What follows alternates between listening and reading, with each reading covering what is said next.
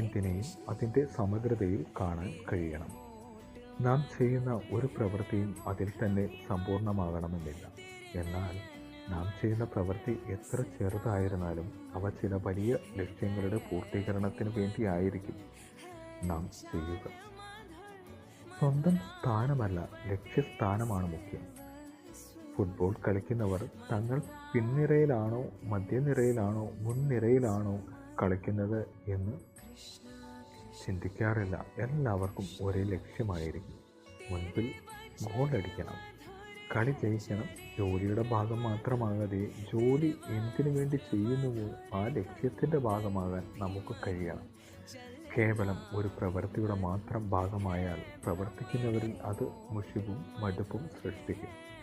എന്നാൽ അവർ ലക്ഷ്യത്തിൻ്റെ ഭാഗമാകുമ്പോൾ ആ ലക്ഷ്യം പൂർത്തീകരിക്കുന്നതുവരെ അവർ ആവേശഭരിതരായിരിക്കും. എപ്പോഴും ലക്ഷ്യബോധത്തോടെ പ്രവർത്തിക്കുന്ന